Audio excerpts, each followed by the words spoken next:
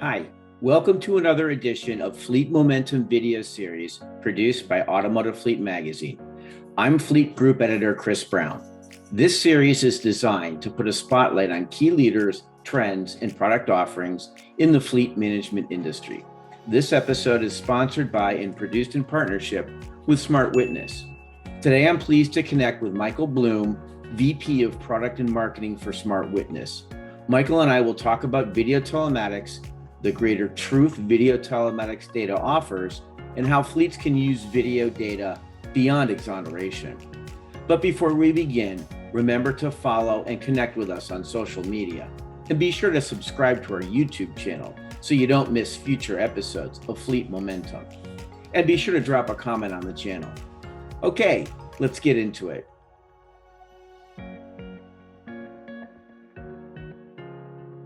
Well, Michael, welcome. I'm looking forward to a great conversation. Yeah, thanks. Thanks for having me. Me too. Sure. So let's start off with a brief overview of video telematics from your perspective. And, when we talk about video, there's this kind of greater truth that video specifically affords. Can you get into that too? Yeah, definitely. Look, I think since 2007, right, our promise to the market has always been about capturing and protecting the truth. We've now been doing that for over 500,000 vehicles out on the road today. And, I think it kind of comes down to this notion of traditional telematics tells us the who, what, and when, right? But it really leaves out the how and the why, because it leaves it more to interpretation, right? Where you're basically taking all of this data that you capture in the telematics platform, and what you're doing is you're trying to interpret what really happened, what really occurred. But video answers that. Video answers the how and the why questions that ultimately the who, what, when, where bring up. Yeah, we went through the big brother conversation with drivers when telematics first gained traction. Right. When it comes to video telematics, how has the conversations really changed? And what are the key components to driving a positive impression for drivers? Yeah, I think this is a big one because, drivers are still worried about Big Brother watching, but I think things have changed a little bit in terms of what their fears are, right? So with traditional telematics, I think they were worried more about, is the supervisor going to know that they took a 1.5-hour lunch?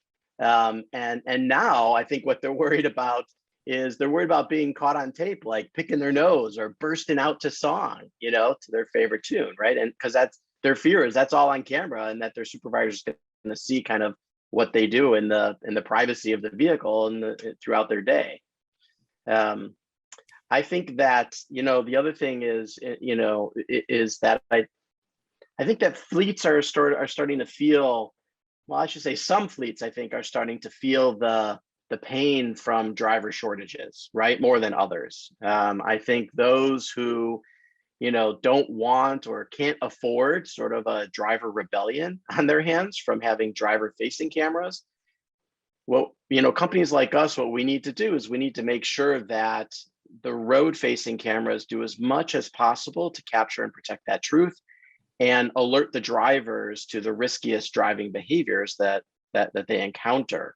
And for those, I'll tell you though, like I talk to a lot of drivers, and I'll tell you that the drivers that I've spoken to who have been involved in an incident where they were unfairly accused, they tend to be more comfortable with having road and driver facing cameras because they know what it's like to be unfairly accused and not have that video evidence to refute an accusation, right? I mean, one of the things that, a driver who went through this process once told me, he was like, look, he's like, if I'm going to end up sitting in court, would I rather have a spreadsheet that shows kind of sort of what I did or what I might have done, right? Or would I rather have a video showing exactly what happened to exonerate me? And I thought that was really powerful. And I think, so this notion of Big Brother, I think, is shifting. And I think once people get over that sort of hump and that fear of, of people watching them, or being able to see what they did historically. Once they get over that and realize the benefit of because if they get into a situation where there's an accident and they don't have the video to show and they know they were in the right, they're going to feel so frustrated, right? But being able to have the video to show that they were in the right, it just makes it all better. So, video telematics can be used, beyond exoneration, and it really kind of goes above and beyond traditional telematics data. You started to get into that in the last discussion bit, but can you develop that a little more? Yeah, let me elaborate a little. I think one of the things we're going to see is we're going to see a new breed of scorecards, of driver scorecarding.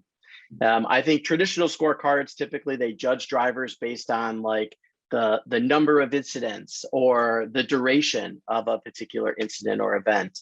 And when I talk about that, I mean like a harsh driving event.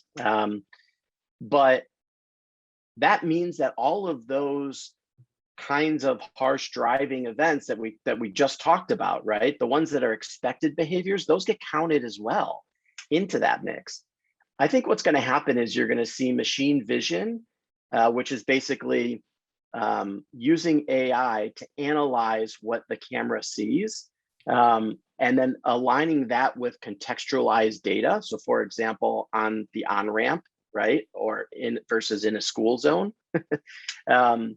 And I think what you're going to see is you're going to see that those things are going to bring a whole new level of clarity to driving behaviors. And then those scorecards are going to have to alter correspondingly, right? The old way of, number of events and duration is not good enough because honestly, it's not truthful enough. It's not getting enough at what really happened.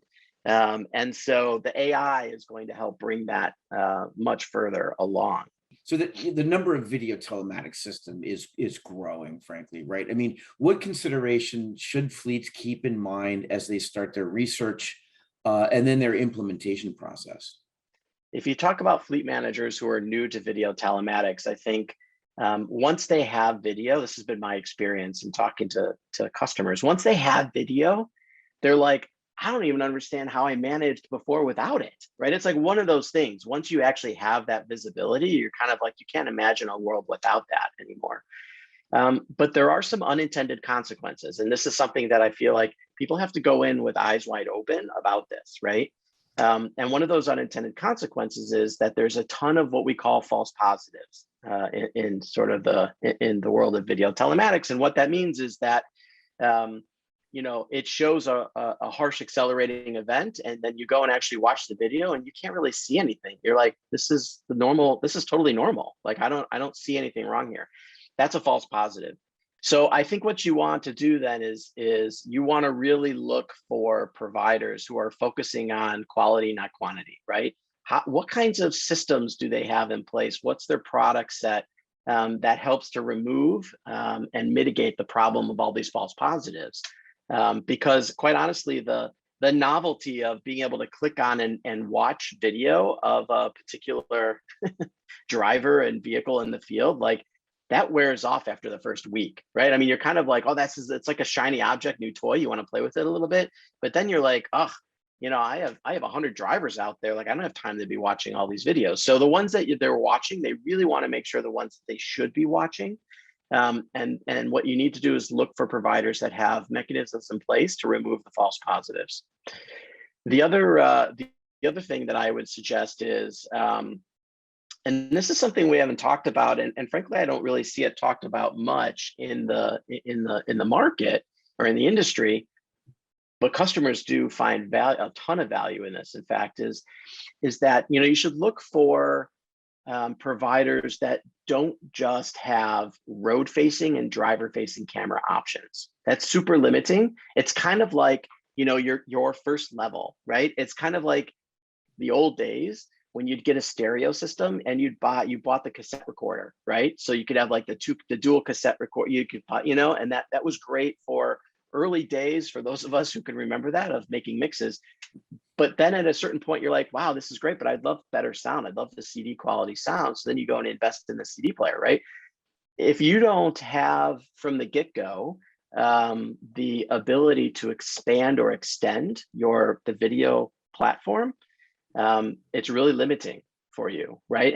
And so while right now you kind of feel like I just need sort of road facing and a driver facing view of the world in terms of what was happening in those moments, what you find is, well, if you add a couple of side cameras and a rear facing camera, now all of a sudden you not only get a 360-degree visibility around particular events when they occur, but you could also add a little LCD screen into the vehicle itself. And now the driver has that visibility. And, you know, blind spot monitoring is a big deal. I mean, in the EU, they're imposing all kinds of new regulations where vehicles have to have this going forward, because so many cyclists, bicyclists and motorcyclists and pedestrians are being hit and killed every year. So you want to make sure that you look for somebody that, if you're not interested in multiple cameras around the vehicle right now, you will be in the future. Again, it's one of those things, like it's like a step leap kind of scenario. And so make sure you look for a provider that gives you that ability to extend and expand. The other thing I would say, and I think this is a big one, and this one is really important, and it's geared directly to sort of the fleet manager or the whoever's going to be responsible for sort of onboarding a telematics product within their business and their company. Make sure you know your stuff about the product and about what it does before you introduce it to anybody, before you introduce it to drivers, before you introduce it even to managers and supervisors of drivers, because there's some myths out there around this product and around video telematics. And I'll talk about one very specific one that is a big one, right? And it goes back to what we were talking about earlier about, you know, sort of picking your nose or screaming at the top of your lungs while you're driving, is that there's this myth that like everything is being recorded and watched. And really, well, that's not necessarily true. It is true that all of the data when the vehicle is on and you're moving is being recorded and recorded at the device itself on the camera. But that all of that doesn't go up and isn't visible necessarily to the fleet manager, right? What's visible is when there's an event that occurs. So when there's like a harsh brake, let's say, then what happens is the camera automatically takes that moment in time, 10 seconds before, 10 seconds after, it packages that up as a video event, and it sends that up. And that up to the cloud, and that's what is viewable, right? The whole rest of your day isn't, unless somebody comes in and sort of physically takes out the SD card and plugs it in and watches it. But no one's going to do that. No one has time for that, right? Anyways, right? No one's spying. They don't want to spy. What people want to do is they want to have visibility when something happens, right? When an event occurs, an occurrence happens. And so this is one of those myths. People feel like I'm constantly being recorded. It's not really true. I mean, it is technically, but it's not visible in the same way. What's really visible is when something actually happens. And frankly, that's when you want to have that visibility of the recording. Right. Well, wow. Thanks for the wonderful discussion, Michael. And thanks for educating our fleet audiences on video telematics and the use of data. This is really an exciting time. So I want to thank you. Yeah, I agree. Well, hey, thanks for having me on. I appreciate it. And it's great. I love this stuff. So it's great to be able to help to educate. Sure. And thanks everyone for watching. And of course, be sure to subscribe for future episodes.